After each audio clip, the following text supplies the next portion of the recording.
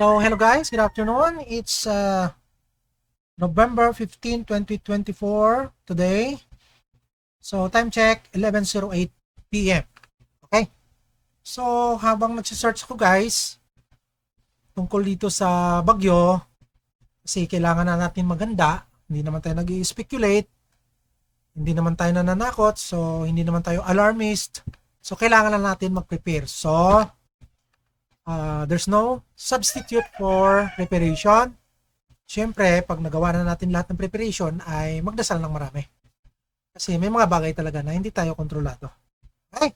So, ang ipapakita kong video guys ay yung comparison ng milenyo, yung track ng milenyo or Typhoon Sangshen noong September 25 to October 2, 2006. Okay? Saka itong pipito ngayon na compare natin dito sa forecast track ng Pag-asa. Okay, so pakita natin guys. Without further ado, i-play natin yung video.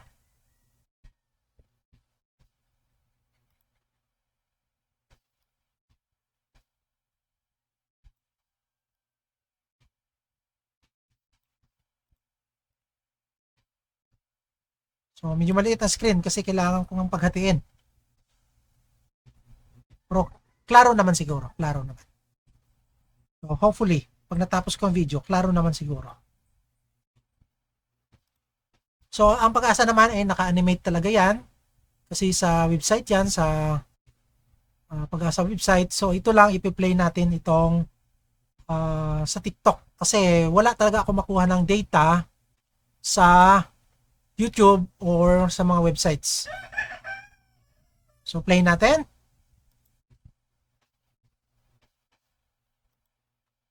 So yan guys.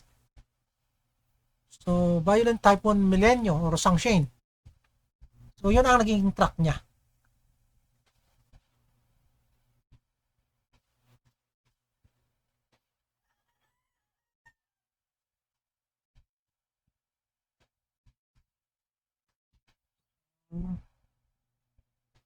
Almost the same ang pinanggalingan nito guys.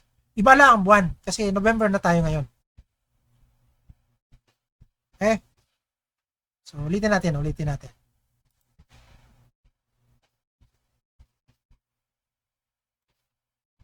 So kumpara natin doon sa forecast track ng Pag-asa.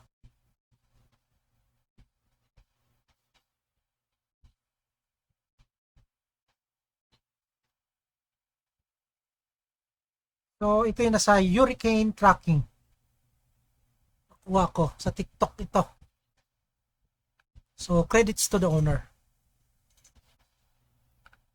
September 25 to October 2, 2006. Okay. So, tapusin na lang natin yung video ng galing nito sa TikTok. 312 deaths, $750 million. O, damage siguro ito. 230 kilometers per hour, 140 per ibang tracking yan. Okay. So, yun lang guys. So, stop na natin to. So, Hurricane Typhoon Tracker. Okay, sa TikTok.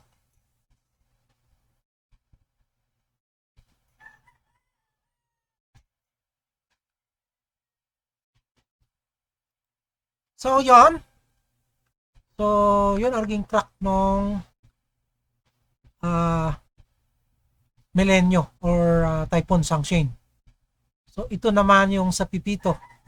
So, sana guys, ewan ko, kung pagdasal ba natin kung mag-recurve pa sa Pacific Ocean ito at makipagbanggaan sa high pressure dun sa Japan para malusaw. Miracle.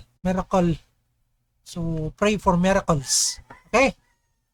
So, panoorin din natin. Tatabi ko na to.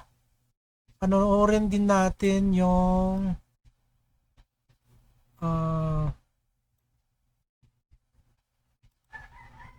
Pag-asa. So, tabi muna natin to guys. Tapos, expand natin tong isa.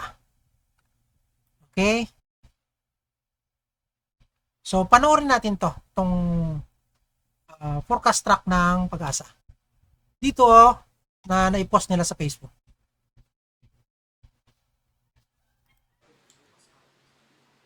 Samantala po, pagkatapos po natin na makita po yung mga babala tungkol sa bagyong Ophel, ay dito po naman tayo dumako sa bagyong Pepito na pumasok nga po ng Philippine Area of Responsibility kagabi. Huling namataan naman po ito ng Pag-asa, 630 km po silangan po ng Giwan, Eastern Samar. Taglay na po nito ang lakas na hangin ngayon na 130 km per hour malapit sa gitna. At ang bugso ng hangin po ay umaabot po hanggang 160 km per hour. Inaasahang patuloy na kikilos ng westward sa bilis ng 30 km per hour. May kabilisan po ang bagyong ito. Base po sa ating track, mapapansin po natin may kababaan po ang lokasyon po ng bagyong Pipito po sa ngayon. At ito po ay inaasahan po nating magla-landfall po base po sa track po natin sa Catanduanes. Bukas po yan ng gabi hanggang Sunday po. Yun po yung possible landfall time po natin. Ngunit mapapansin po natin, gaya po ng laging pinapaliwanag po ng Pag-asa, kahit ito po ang forecast track po natin ngayon, may tinatawag po tayong cone of probability. Ito po yun.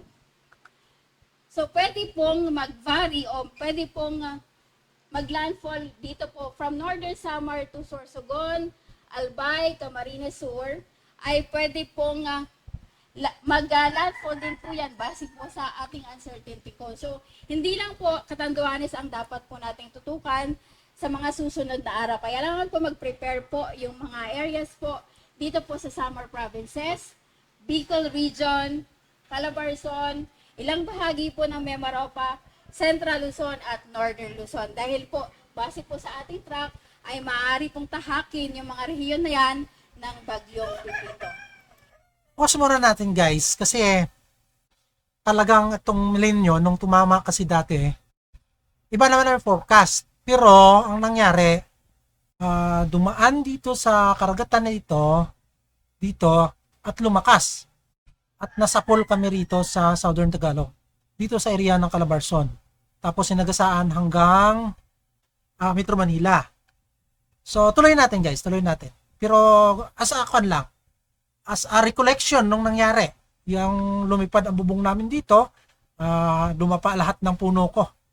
So, lahat ng saging tumba, yung langka ko na mayroong 12 pirasong puno, ay putol talaga ang puno. Tsaka yung mga mangga ko sa harap ay talagang dumapa. Binangon ko lang uli. Kasi during that time naman, parang gabinti pa lang kalaki yung puno ng mangga. So, naibangon ko. So, ngayon, ang puno ng mangga ko ay malaki na. Almost drum na. Kasi 15 years na nakalipas. So, tingnan natin. Tuloy natin tong video ng forecast track ng Pag-asa. Inaasahan din po natin na ang Pipito ay patuloy po na mag-intensify hanggang makalapit po siya dito sa may area po ng Bicol at Samar Provinces. At inaasahan po natin na bukas po ng gabi at Sunday early morning ay tuluyan po itong maglandfall nga dito sa areas po, either dito sa Northern Samar, Bicol Region, specifically po sa Catanduanes. Nakataas na po ang wind signal number 2 sa eastern portion ng Northern Samar. Ito po yun. At sa northern portion ng Eastern Samar. At wind signal number 1 naman po sa northeastern portion po ng Quezon Province, southeastern portion ng Quezon Province, Camarines Norte, Camarines Sur, Catanduanes, Albay, Sorsogon, Masbate, kasama po dyan ang Burias at Ticao Islands. At dito po sa Northern Samar, nalalabing bahagi ng Northern Samar, at nalalabing bahagi po ng Eastern Samar, kasama na po ang probinsya po ng Biliran. Inaasahan din po natin habang papalipit ang bagyo ay itataas po natin yung mga warning signal dito po sa areas po kung saan nakataas na po ang wind signal number 2 and number 1. So dito po sa Bicol Region at dito po sa Samar Provinces, expect po natin na pwede pong itaas po ng Pag-asa ang wind signal dyan into 3, 4 and 5, pag naging super typhoon po ang bagyong Pipito, once lumapit po siya ng landmass po. So, hindi po natin nirule out na bago mag-landfall ay pwede pong maging super typhoon ang bagyong Pipito. Malakas ito guys, malakas. Para nga rin ninyo to pag nagkataon. Inaasahan po natin na bukas po ng tanghali hanggang Sunday po ng tanghali. Pause natin ulit guys. Aminin nyo guys, nung tumama rito sa amin is 185 kilometers per hour. So, ganun siya kalakas. Kaya talaga nagpalipad siya ng maraming bubong dito. Lalo't mataas kami, 50 meters above sea level. So, tuloy natin. Ay meron pong torrential na mga pagulan dito po sa Catanduanes, Albay, Sorsogon, at Northern Samar. Heavy to intense naman po ang mga pagulan dito po sa Eastern Samar, Camarines Sur, at Camarines Norte. Samantala, katamtaman hanggang sa malakas na mga pagulan naman po ang inaasahan natin. Sa Quezon Province, Masbate, kasama po dyan ang Burias at Icao Islands.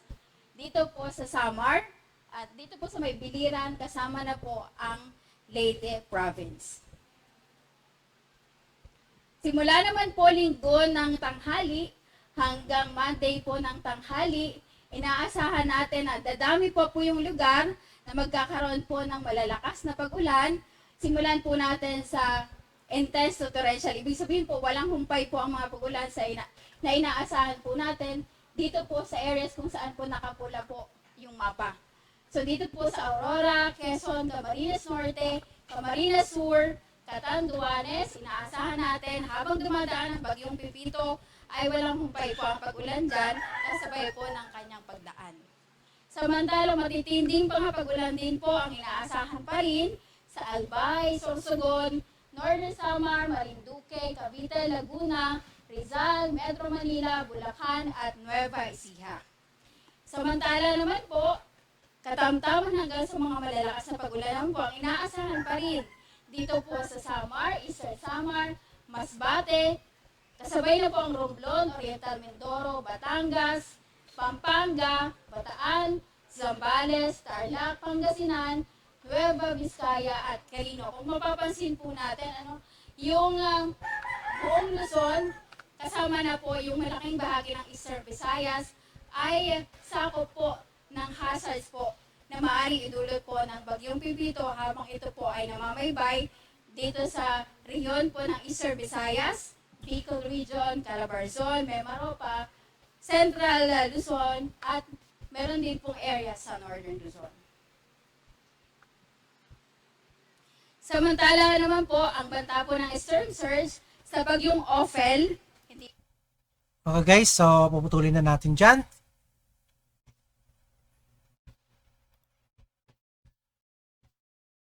So, yun ang forecast track ng Pag-asa.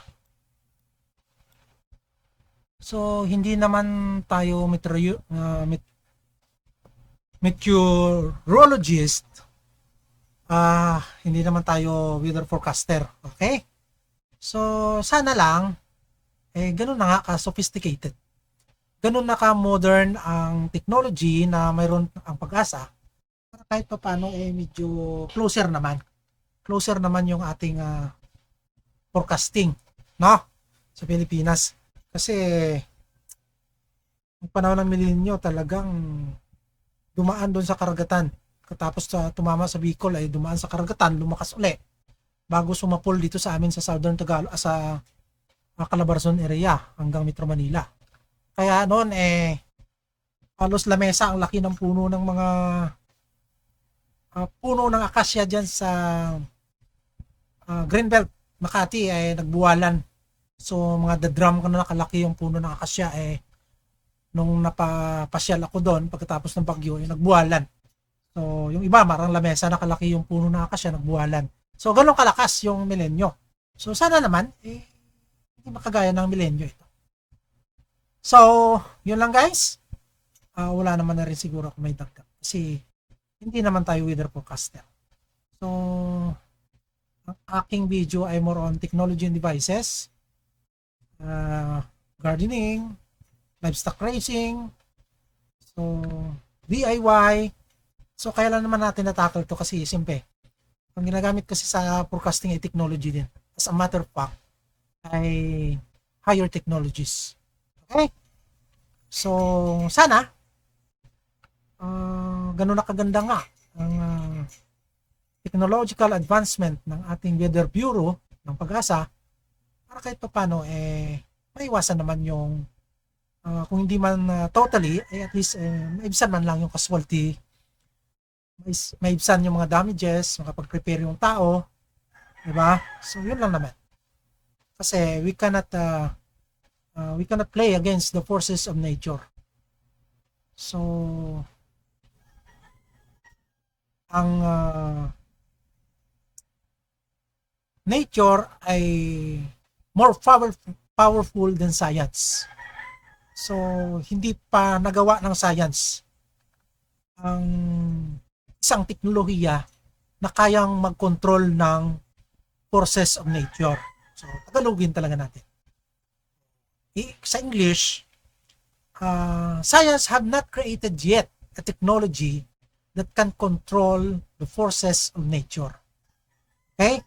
So, nature is more powerful than science. Okay? But, divine law is more powerful compared to natural law and to law of science. Okay? So, the divine law is more powerful. So, kaya kailangan magdasal. Okay? So, tatapusin ko yung aking video with that statement. So, do the best, be prepared, and give God the rest. God bless. By the way, muntik ko nakalimutan. Bakit nga ba pala masabi natin na natural law is more powerful than science? So, gaya na sinabi ko nga, wala pang technology na nakapagpakontrol ng forces of nature. So, wala pang nakakapagpakontrol, wala pang technology na nakakakontrol ng direksyon ng bagyo o kayang magpalusaw ng bagyo. Wala pang technology ganon. Okay? Hindi ito kagaya nung Red Alert 2 na nilalaro natin na ang weather storm ay ginawa na lang ng tao. So, hindi ganito. Yun ay fiction lang. Katang-isip sa laro. Okay? So, bakit naman mas powerful ang divine law sa natural law? Sige nga, pag-isipan nyo. Divine law is more powerful than natural law, which is proven by Jesus Christ. Di ba yung nasa bangka sila? Natutulog si Jesus Christ, tapos nagbagyo. Di ba? Tapos natakot yung kanyang disipulo, at ginising siya, at inutusan niya yung hangin, tsaka ang bagyo, para pumalma. Okay? So, yun. Hindi natin pinipilit tong paniniwala to sa ayaw maniwala. Pero sa ating mga Christians, pinaniniwala dito. So, divine law is more powerful than natural law. Okay? Now, why divine law is more powerful also than science? Because so many times that Jesus Christ did a miracle. Diba? Yung palalakarin yung lumpo, yung bubuhayin yung patay, yung nakakita yung bulag. Diba? And so many miracles na nag-violate ng law on science. Okay? So many miracles that violate the law of science or set aside the law of science. Another thing, doon nga sa bagyo, nung sa bangka sila, naglakad si Kristo naman. Diba? Naglakad sa dagat. Oh. That is defying the law on o tinatawag nating buoyancy law. Diba? Na ikay lulubog. Doon, nakapaglakad si Jesus Christ sa dagat, so that is a proof na ang buoyancy law ay hindi applicable pag divine law na pinag-uusapan. So, nakapaglakad si Kristo sa tubig. Okay? So, yun lang. Dagdag ko lang yun. God bless.